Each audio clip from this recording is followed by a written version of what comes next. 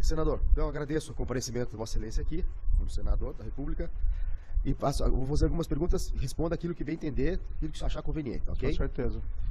Como é que se deu a transferência do Podemos para a União Brasil? Como é que foi essa articulação? Como é que foi essa conversa? Que a inicial fala, e na época, trazendo notícias na época, de que inclusive o Luiz Felipe participou dessa negociação. Claro. Doutor, é importante esclarecer, nessas iniciais tem algumas afirmações que, além de não ser demonstradas, elas, desculpe aqui a expressão, elas são levianas. Eu estava no exterior, vim ao Brasil para uma pré-candidatura presidencial para o Podemos. E havia um programa, um projeto do partido para crescer o partido a partir dessa candidatura, pré-candidatura presidencial. Foram feitos os movimentos nesse sentido, né? Eu praticamente até na época não estive no Paraná, praticamente, só no final de semana para repouso, mas nós não tínhamos atividade partidária nesse período. A atividade partidária era notadamente em São Paulo, inclusive isso está documentado nos autos, pelos próprios documentos que as partes apresentaram, e eu me empenhei naquela pré-candidatura presidencial. Chegou ao final ali de março de 2021, e nós começamos a perceber, eu e meu grupo, que não havia mais o apoio dentro do Podemos para prosseguir com a pré-candidatura presidencial. Na semana anterior à minha saída ao Podemos, que foi no final ali daquele limite da mudança partidária, teve uma reunião na minha casa, na qual esteve a presidente do Podemos, a Renata Abreu, o senador Oriovício, o senador Flávio Arnes, não, desculpe, o senador Oriovício e o senador Álvaro Dias, o senador Flávio Arnes, não me lembro se estava, tá? Mas a conversa foi que não seria mais viável a pré-candidatura presidencial. Um cenário, na verdade, de aprofundamento da polarização, que acabava inviabilizando. E não foi também me colocada nenhuma alternativa possível de alguma outra candidatura. Naquele momento, e nos dias seguintes alguns outros fatos que aconteceram, nós tomamos a decisão de ir para a União Brasil. E assim, doutor, vou ser bem franco, foi uma decisão muito difícil. Muito difícil porque eu sabia que eu seria acusado ali pelo Podemos de ter, vamos dizer, violado o acordado, mas no fundo quem retirou a possibilidade da candidatura presidencial foram eles. E para mim foi muito pesado, porque muita gente que me apoiava começou a criticar, olha, desistiu, ficou com receio, acabou abandonando. Então foi um período muito difícil e a opção foi fazer a transferência para a União Brasil, que é onde a gente podia ir. Eu acho engraçado quando vejo na inicial, e vejo também os advogados colocando, que a pré-candidatura presidencial teria me dado alguma vantagem competitiva para a candidatura posterior no Senado do Paraná. Foi exatamente o contrário, foi um peso enorme nas costas, e eu fui severamente atacado, né, por semanas, e depois isso prosseguiu, e isso só, na verdade, me trouxe um grande desgaste político. Então foi feita essa transferência. Na época, a União Brasil solicitou a mim que fosse candidato por São Paulo, ou a senador, ou a deputado federal. E aí nós passamos a ter atividades partidárias, e aqui eu acho que é importante também colocar isso, doutor. Nessa fase anterior à campanha, nós seguimos todas as regras que são determinadas pela legislação. Então, por exemplo, não pedíamos voto, não nos apresentávamos, né, como candidato a X ou a Y, fazíamos toda a atividade normal, participávamos das atividades partidárias, não pedíamos voto. Quando fomos fazer daí aquela fase em São Paulo, as atividades eram ali em São Paulo, na cidade de São Paulo, atividades partidárias. Então, eu acho também engraçado que as iniciais não destacam o fato de que essas atividades pré-campanha partidárias lá no estado de São Paulo não me trouxeram também nenhuma vantagem competitiva aqui para a campanha posteriormente no estado do Paraná. Ao contrário, esse movimento, que foi um movimento sincero da minha parte, que fui tentar ali em São Paulo, só me trouxe um desgaste, porque depois o TRE de São Paulo acabou decidindo, a gente respeita a decisão do tribunal, evidentemente, mas acabou decidindo que não era válida o meu registro, minha transferência de domicílio eleitoral para São Paulo. Isso foi em 7/6. Então, até essa data, não teve nenhuma atividade partidária, seja no Podemos, na fase ali da pré-candidatura presidencial, ou seja, lá em São Paulo, numa pré-candidatura ao Senado ou para deputado federal, que tivesse algum reflexo positivo, posteriormente aqui para a candidatura, sim, daí depois afirmada, ao Senado pelo Paraná. Pelo contrário, foi utilizado aqui na campanha do Paraná, e isso é notório, por alguns dos meus adversários, críticas no sentido, ele optou primeiro por São Paulo, o Paraná foi uma segunda escolha. Então isso só me trouxe, na verdade, desgaste. Mas esse movimento foi um movimento do Podemos por União Brasil, por quê? Porque foi me retirada a possibilidade de prosseguir com a pré-candidatura presidencial. E em nenhum momento, isso é afirmado na inicial, não é provado em nenhum momento, e não é verdadeiro, em nenhum momento a pré-candidatura presidencial foi utilizada como uma espécie de catapulta para uma candidatura a algum outro cargo. Até porque eu não tinha necessidade disso. Muitas vezes quando se faz isso, é que alguém quer se tornar conhecido. Eu já era sobejamente conhecido no Paraná ou no Brasil inteiro, sem uma pré-candidatura presidencial ou sem uma pré-candidatura ao Senado por São Paulo. Ok, senador, vamos lá. Isso foi em março de 22, dia 30 de março, se não falei a memória. Como é que surgiu a contratação dos seus, então, não era suplente, evidentemente, Luiz Felipe, para fazer aquela assessoria jurídica ao União Brasil? Como é que surgiu aquela contratação? O Luiz Felipe, ele é advogado, tá? Ele foi contratado já na época ali do Podemos para prestar serviços jurídicos ao Podemos e para ajudar a estruturar aquela pré-candidatura presencial. Depois do União Brasil, eu indiquei, né, o Luiz Felipe, juntamente também com o Gustavo Guedes, que fizeram trabalhos em conjuntos. Se for examinar os autos, doutor, existe esse contrato, mas existem as peças que foram produzidas e os trabalhos foram prestados não somente para mim, mas para vários pré-candidatos, né, parlamentares, inclusive, do União Brasil, e foram prestados serviços igualmente ao próprio partido. Agora, era importante, né, para mim, ter, dentre as pessoas que prestavam serviços jurídicos, e esses serviços jurídicos foram muito utilizados, inclusive lá na própria ação do TRE, eu precisava ter alguém de confiança, né, que prestasse serviço a mim, sem prejuízo de prestar também serviços aos partidos. E há um ponto que é importante destacar, que esses valores que constam ali que foram pagos, são valores que foram pagos pelo partido para serviços prestados para o partido e para vários candidatos, eu sendo um deles. Mas aqueles gastos não são gastos especificamente a mim direcionados. As ações, as petições, os advogados, eles não demonstram ali a parcela daqueles valores que seriam direcionados à prestação de serviços jurídicos da minha pessoa. Mas também aqui, doutor, só destacando, veja, esses serviços jurídicos foram serviços jurídicos prestados especialmente antes da minha vinda ao Paraná. Foram serviços jurídicos, na parte que se refere a mim, direcionados ali a uma pré-candidatura no estado de São Paulo. E aquilo não me trouxe nenhuma vantagem competitiva, pelo contrário, em relação à candidatura no Paraná. Além do que, veja, serviços jurídicos não se traduzem em votos. Isso não impacta a competitividade das eleições no Paraná que ocorreram posteriormente. Então, aquilo não me trouxe nenhum voto, pelo contrário. Era só um serviço jurídico ao partido, a pareceres e a peças jurídicas prestadas ao partido, a outros candidatos, e aí, entre esses candidatos estava eu, mas isso não me trouxe nenhuma vantagem competitiva.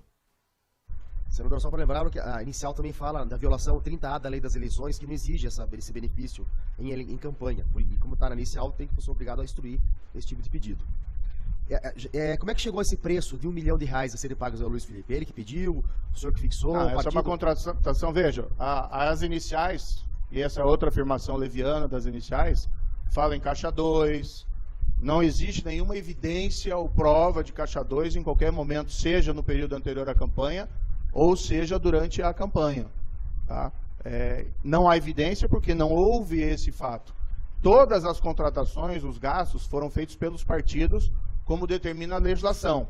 Nós declaramos os gastos durante a campanha, que é o que é exigido pela legislação, e quando os partidos declararam os gastos que tiveram como partidos na fase anterior à campanha. Essa negociação de valores e tal, etc., aí se dá entre o partido e o escritório de advocacia. Até porque esses serviços, doutor, não me envolviam Apenas, exclusivamente. Ok, senhor senador, não tem problema nenhum. A minha dúvida é a seguinte, me ajude a esclarecer isso, Claro. no meu convencimento, tá? O senhor é defendido por um dos grandes escritórios de advocacia eleitoral do Brasil, Dr. Gustavo Guedes, ok? Ele vai gostar dessa referência. Não, mas ele sabe, ele já atuou comigo aqui no TRS, os advogados sabem disso, ok? Do tempo que eu trabalhei aqui. O próprio União Brasil, se não me falha a memória, pagava R$60 mil por mês ao escritório Bonini Guedes, que é um valor razoável, normal, não vou entrar no mérito do valor, não é isso, ok? E pagou R$1 milhão para Luiz Felipe, que é o que consta na inicial, não tinha nenhuma experiência eleitoral anterior. Tanto é que houve uma mudança na página da internet, em que não tinha a área de atuação do escritório era X, e naquela época mudou para também eleitoral. E tem uma certidão na inicial, em que não tem nenhum processo, de Luiz Felipe e, acho que é Fosgueiral, e atuação do TRE. Eu quero saber, por isso que eu perguntei como é que você chegou nesse valor, porque há uma discrepância, concorda comigo? Não, veja, mas aí o trabalho que foi prestado pelo Luiz Felipe foi um trabalho prestado em conjunto com o Dr. Guedes, tá? E esse serviço que foi prestado, tinha o serviço que era direcionado a mim e tinha o serviço que era direcionado a outros candidatos e ao próprio partido. Inclusive tem peças, salvo engano isso está nos autos, que são assinadas em conjunto, pareceres, escritos pelos dois. Havia uma questão aqui, eu não queria entrar nesse detalhe, havia uma questão pessoal, tá? Porque no passado o Dr. Guedes havia advogado num processo contra o presidente do partido, o União Brasil. Tá. Então, também foi feita essa contratação, e aí o Dr. Guedes trabalhou junto com o Luiz Felipe nos processos, porque a contratação ali, vamos dizer, diretamente do escritório, né, tinha uma resistência por conta desse processo envolvendo, era o caso da Joyce Hasselman, que ele fez o trabalho dele como advogado, mas gerava uma animosidade pessoal. Mas tudo isso foi feito de maneira transparente e o serviço que eles prestaram foi um trabalho conjunto. Não se cogitou a hipótese do Luiz Felipe fazer isso por doação estimável? Surgiu essa ideia, essa possibilidade, não? Como doação estimada? O candidato pode, está na lei, doar em serviço a sua ajuda à campanha, ou pré-campanha, não faz. Eu vou presto serviço advocatício, tem empresa de transporte, pode prestar caminhão, isso é coisa pacífica. Cogitou-se dessa hipótese na época, não? Não, eu não participei da contratação ali, dos detalhes dessa contratação, mas essa é uma fase anterior à campanha. Sim. Então ele não poderia figurar ali como um doador para mim da campanha. E o serviço que ele prestou foi direcionado ao partido e igualmente também a outros pré-candidatos ali do partido. São pareceres, tem as peças dos autos, são de questões gerais. Então, assim, por que foi feito assim, o assado? Aí eu não entrei nesse livro de tratamento porque eu não participei da negociação, da contratação ali. Faça a pergunta, porque há de convir comigo que pareceres a quase R$250 mil em 4 vezes, dá R$1 milhão, é um valor alto. Eu acredito que é ex-ministro supremo. Grandes doutoradores cobrem isso, não esse valor tão assim significativo, mas é o direito da parte. Mas era o trabalho feito em conjunto com o Dr. Guedes, que Vossa Excelência mesmo mencionou, que é um dos melhores advogados do país. Sim. Atua naquele caso do Michel Temer, inclusive. Sem problema nenhum. Tá. A outra é a seguinte, senador. Existem vários vídeos de pré-campanha, eu não vou citar os documentos aqui, só para facilitar os advogados se quiserem, tá? Na ação do PL, 43, 444, 745, 735, 725. O Diretório Estadual do União Brasil disse que não fez despesa nenhuma desse tipo para a sua pré-candidatura. Teria sido tudo pelo União Brasil Nacional. Na prestação, no ofício que que o processo recebeu do União Brasil, tem despesas do transporte, compra de carro, aluguel de hotel, cerimonial, etc. Como é que foi feita essa contratação desses vídeos de pré-campanha? Quem que pagou, quem que acertou? O senhor se lembra? Toda a contratação foi feita pelo União Brasil Nacional. Foi uma opção. Salvo engano, tem no processo a contratação da Delanteiro, que era uma empresa de monitoramento de rede, produção de vídeo, marketing, que foi feito pela União Brasil Nacional. Agora, esse contrato também da Delanteiro, isso é importante destacar, doutor, eram serviços direcionados ao partido e a outros pré-candidatos que não eu somente. Então, quando se coloca aquela informação, foi pedido à União Brasil Nacional a informação do que foi gasto comigo. Quando eles mandam isso, está envolvido o que eles gastaram comigo, mas os contratos abrangem prestação de serviço também a outros indivíduos. Tanto que o valor é elevado e aquilo não corresponde ao que foi gasto especificamente com mim.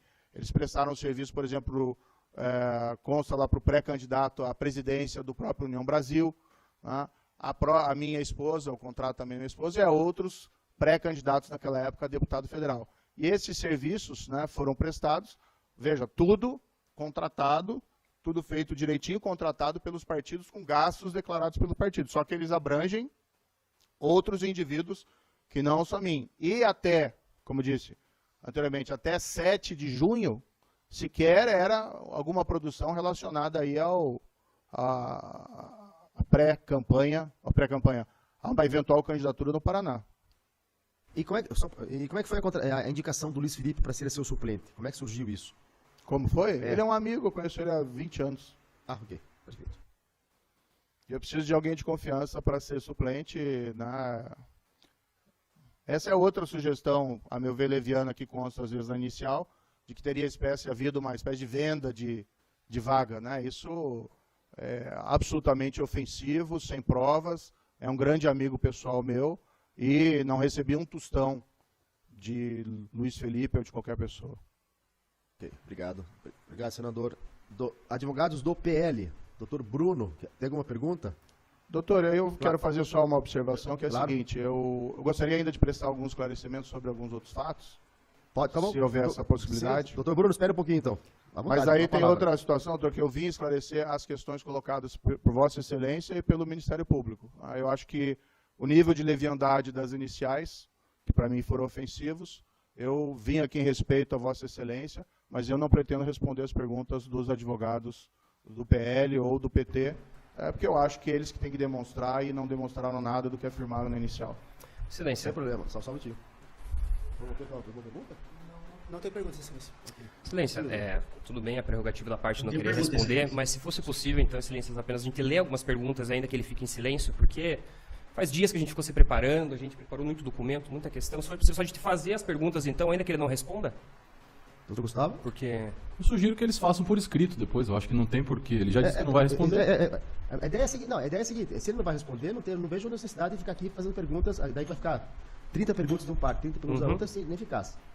O senhor lança uma petição, sem problema nenhum. Tá bom, tá Ok. bom, Excelência, beleza. Doutor Bruno? E assim, doutor, só para deixar claro que não é nada assim pessoal, nenhuma Não. questão, mas assim, o depoimento já era algo um pouco incomum nessas ações. Eu vim em deferência a Vossa Excelência, fui juiz 22 anos, né? Mas eu entendo particularmente que essas duas ações são movidas com base numa perseguição política, que é feita pelo PT, por conta do meu trabalho Sim. que eu fiz no passado, e do outro lado juntou alguns oportunistas do PL que perderam as eleições. Não falo aqui de perseguição política, evidentemente, por parte da Justiça Eleitoral. Falo por parte das partes. Então não me sinto desconfortável, não tenho nenhuma questão pessoal em não responder. Mas eu teria algumas questões que eu gostaria de pontuar aqui, Só um se minutinho, fosse possível. Só um minutinho. Diga, doutor Bruno. Excelência, Vossa Excelência acha prudente ouvir as perguntas para caso alguma delas levante o interesse do magistrado e ele queira ouvi-lo com uma pergunta do juízo? Doutor, as que eu queria ouvir, as perguntas que eu tinha dúvida, já ouvi. Por isso que não vejo necessidade. E daí você vai ficar naquela situação de... Eu gostaria de fazer uma pergunta. Pro réu. Ele já falou, doutor Guilherme, né? Doutor Isso. Guilherme, o depoente já avisou que perguntas dos partidos, dos autores das ações, ele não vai responder. Ele já avisou disso. Então, até por sugestão do doutor Piscinin, ele queria fazer as perguntas aqui, deixar no ar e ele permanecer em silêncio. Como ele não vai responder, é desnecessário. Vocês só podem atravessar a petição lá informando, ia perguntar isso e aquilo, e ele não respondeu. Pronto, está no processo gravado essa situação. Tá ok, doutor? Tá ok. Diga, senador. Doutor, até desculpe aqui, mas é uma oportunidade de defesa. A gente ouviu muita coisa nesses últimos meses, né? Peças, até informações que muitas vezes são colocadas na imprensa, evidentemente não pela Justiça Eleitoral, mas que tentam criar um clima como se tivesse uma campanha absolutamente irregular, quando nós fizemos tudo, né? Tem aquela expressão by the books, nós fizemos seguimos ali todas as regras. Eu precisei vir aqui, que eu preciso defender aqui 1.953.000 votos de paranaenses, Foi uma campanha muito difícil. Excelência, qual a pertinência do processo? Porque não é palanque político aqui, Excelência, se me permitir, só interferência.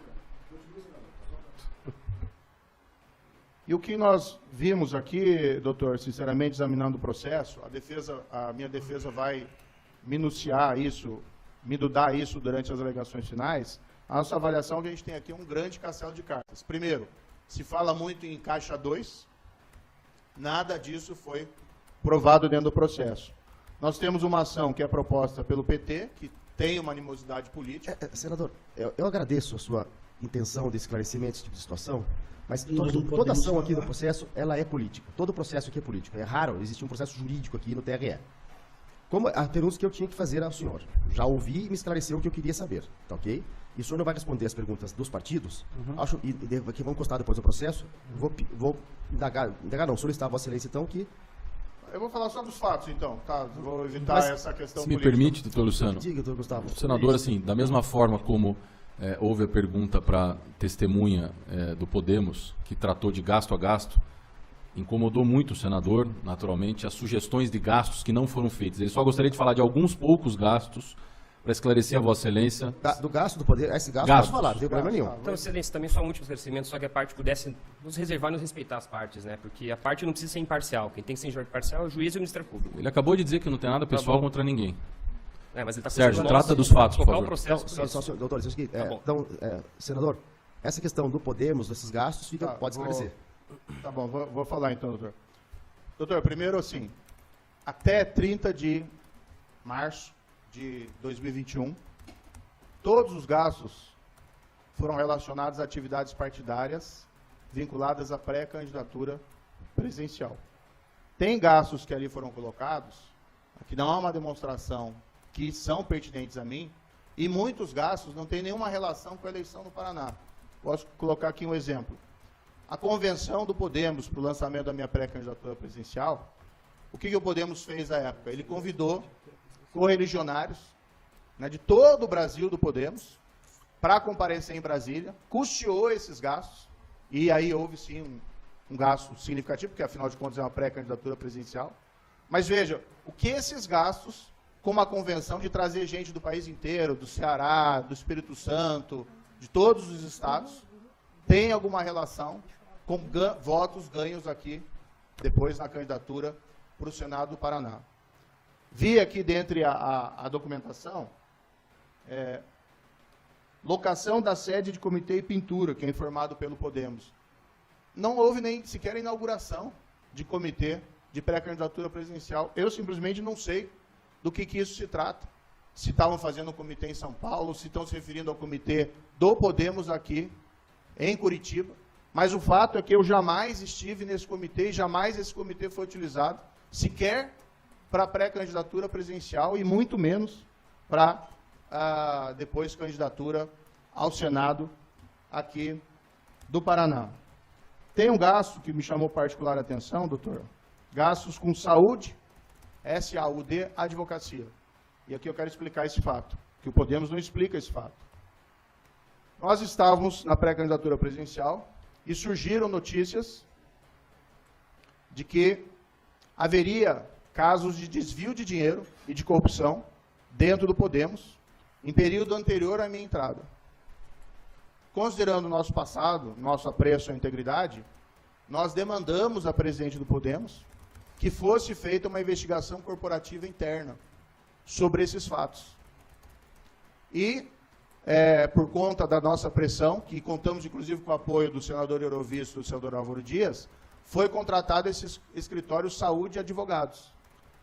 E eles, nessa prestação, nesses documentos que eles encaminharam, que eles, a meu ver, aumentam o volume por conta dos interesses políticos, colocaram os gastos com esse Saúde Advogados. Está nos autos do contrato, inclusive com o anexo, apontando que o objeto é uma investigação corporativa interna. E eu tenho aqui, doutor, documento que eles omitiram de Vossa Excelência, imagino que inadvertidamente, mas é uma carta escrita, assinada por mim, pelo senador Álvaro Dias, pelo senador Eurovisto, Álvaro Dias, Eurovisto, Flávio Arnes, na qualidade de senadores da República, filiados ao Podemos, acompanhados por Sérgio Moro, pré-candidato à presidência, vem pela presente encaminhar a proposta anexa apresentada pelo Escritório de Saúde e Advogados, que tem como escopo investigar denúncias envolvendo eventuais infrações ao Código de Ética, Estatuto e Regulamentos do Podemos. O meu advogado pode juntar, posso mostrar para Vossa Excelência e entender que é o caso. Mas o que me surpreende é ser apresentado como gastos de pré-campanha, como gastos de atividade política partidária, um contrato que, na verdade, não tem nenhuma relação com nada de voto de eleições, ou seja, apenas uma investigação corporativa interna. E se a gente for examinar, eu não posso ser exaustivo aqui, mas tem várias situações da mesma espécie. Por exemplo, reunião de secretários do Podemos, de 25 de novembro de 2021. Houve uma reunião em Brasília, de todos os secretários estaduais do Podemos, que foi algo do dia inteiro. Aí, na época, a presidente do Podemos me convidou para passar lá, para dar uma palavra, para conhecer as pessoas. Aí eles colocam como se fosse gasto de pré-campanha relacionado a mim. Ou seja, eles colocaram os gastos que o Podemos teve, como Partido Nacional para crescer, como se fossem gastos relacionados à minha promoção pessoal, quando jamais foi isso, foi uma questão relacionada à atividade partidária. Foi muito colocado, divulgado na imprensa, doutor, contrato de cerca de 2 milhões, feito pelo Podemos, com uma agência de publicidade do senhor Pablo Nobel. O contrato, está nos próprios autos, era para a propaganda nacional do Podemos, a qual eu participei, como na época pré-candidato, mas que também outras pessoas participaram, como a presidente do Podemos. E esses serviços, depois que a gente deixou o Podemos, eu nem sei se foi completamente prestado, e o contrato também não foi pago pelo Podemos. Aliás, o Podemos, quando encaminhou essa documentação aqui à Justiça, sequer encaminhou esse contrato, como sendo um gasto pertinente à minha pré-campanha. Eu peço desculpa por me alongar, porque como está em jogo aqui o meu mandato, então eu gostaria de esclarecer os fatos, mas fico à disposição para qualquer pergunta, doutor. Era essa questão do Podemos? Não, só outra situação. De repente, durante o ano, apareceu lá uma história que Moro teria gasto 19 milhões na pré-campanha. Aí, mas como isso? Fui ver lá o que era. Havia um pré-contrato do Podemos, com essa mesma agência lá do Pablo Nobel, para que, se fosse feita a campanha presidencial, esse seria o gasto estimado. Não foi feita a campanha presidencial, não foi pago um centavo e não foi feito nenhum serviço. Mas, senador, acho que isso não está na inicial, né? Como Tá. gasto. Não, mas não como gasto feito. Consta na inicial, mas não veio nos documentos depois. Só a segurança, Sérgio, para fechar. Para fechar, então, doutora, o que eu fiquei mais aqui, sinceramente, abalado com as alegações das iniciais e depois o que veio, e até foi divulgado na imprensa, são essas afirmações de gastos com segurança. Eu fui juiz da Lava Jato, a gente combateu a corrupção, vim para uma eleição polarizada. No passado nós tivemos um candidato à presidência que foi esfaqueado, num episódio notório. Quando eu vim para essa pré-candidatura presidencial, eu coloquei como condição, eu preciso andar com segurança e preciso ter um carro blindado. 2, quando fui ministro da Justiça, nós fomos para cima do crime organizado. Fizemos a transferência das lideranças do PCC, de São Paulo para Brasília, Presídio Federal. Nunca ninguém tinha feito isso, diziam que era impossível, mas a gente fez. E fomos também rigorosos em vários outros aspectos. Aquilo a gente sabia que ia gerar um grande ônus. Tanto que quando eu saí do ministério e acabou meu período de quarentena, eu fui morar fora, nos Estados Unidos. Um dos motivos, sim, para ganhar vida, mas era também para a questão de segurança. Então, quando eu voltei, eu coloquei como condição que eu precisava ter um aparato de segurança. Não é por luxo, não é por nada, né? Mas é por uma questão de segurança minha e da minha família. No União Brasil, da mesma forma, a gente teve, sim, carro blindado e teve seguranças. Esses carros blindados, o carro blindado que foi adquirido pelo Podemos, e ele coloca como se fosse despesa da minha pré-campanha, que é um valor expressivo, faz parte do acervo permanente do Podemos. Não é gasto de pré-campanha, propriamente dito. Aquilo não me traz nenhuma vantagem eleitoral, pelo contrário. Não é simpático você andar com um carro blindado e com segurança. O carro que foi adquirido pela União Brasil faz parte do acervo permanente. Ambos carros foram utilizados por outras pessoas, além de mim. E, de repente, se coloca como se fosse um gasto para jogar não abuso de poder econômico, quando não houve nada disso. Agora, o que me fica mais chateado é explorar esse fato, como foi explorado, inclusive, também pela imprensa, tá? Mas também nas iniciais, quando existe uma clara questão de segurança. Esse ano mesmo foi descoberto, né? Isso foi amplamente noticiado, um plano do PCC para sequestrar mim e sequestrar minha família. Foram descobertos explosivos enterrados na casa, que eles iriam utilizar como esconderijo. E eu continuo com o aparato de segurança até hoje. Agora, colocar isso como se fosse uma vantagem eleitoral, como se esses gastos fossem direcionados a mim, como se eu tivesse esses carros blindados até hoje, como uma espécie de privilégio ou vantagem pessoal, eu sinceramente me senti profundamente ofendido com esse tipo de alegação das partes, porque coloca, em última análise, é como se colocasse a minha família em risco e dizer, não, você não precisa de segurança, se você usar segurança, você vai ser punido por isso. Ok, então, esclarecido esse fato, a situação toda. Senador, agradeço a atenção, o senhor está dispensado. Muito obrigado por ter comparecido. Doutor, só mais um detalhezinho, Digno, senador. contando com a vênia de Vossa Excelência. Se coloca como gastos de pré-campanha, quem coloca isso é o Podemos, a minha remuneração como dirigente partidário. Essa remuneração como dirigente partidário nunca ninguém considerou em lugar nenhum como gastos de pré-campanha. Eu recebi mensalmente por quê? Porque eu precisava de um salário, né, para ser dirigente partidário. Questão de transporte e hospedagem, praticamente não tem despesa de transporte e hospedagem no Paraná. Até dia 7/6 de junho. Tem uma despesa ali específica. Mas a gente, por exemplo, quando eu era pré-candidato do União Brasil, lá em São Paulo, não tem gasto de hospedagem e não tem gasto de transporte que não fosse em São Paulo. Alguma coisa que eventualmente eu vim aqui e tinha que vir com aparato de segurança. Mas a gente não fazia sequer atividade partidária aqui. Uma outra situação também, doutor, que eu acho importante destacar, os gastos que são colocados com voos, né, estão ali no processo. São voos, vários voos para São Paulo, contratados pela União Brasil, para eu sair de Curitiba, fui lá no lançamento da candidatura presidencial da Soraya Tronic, a pedido da União Brasil. Não tem nenhuma relação, né, com atividade partidária destinada a promover a minha campanha para senador no Paraná. E quando se vai ver esses voos, vários desses voos, e as iniciais não cuidaram de ver isso, eles não destacam que ali tinha outros parlamentares, outros dirigentes partidários também viajando dentro desse avião. Por que isso tem que ser jogado na minha, como se fosse uma despesa da minha pré-campanha exclusivamente? No fundo, são atividades partidárias que não têm nenhuma relação com a campanha depois para o Senado Federal, que foi uma campanha difícil, mas eu tenho certeza que nós não cometemos qualquer irregularidade, qualquer abuso de poder econômico durante essa campanha. Obrigado, senador. Então, já feito esclarecimento, agradeço a presença, o senhor está dispensado. Obrigado. Agradeço, Excelência, mais uma vez, cumprimento aí o Ministério Público, os secretários, a Justiça Eleitoral. Né? A gente tem um grande apreço às instituições, considerando o nosso passado, e cumprimento também aqui os advogados presentes. Muito obrigado. Obrigado, senador. Senhores, indago se existe mais alguma diligência a ser requerida.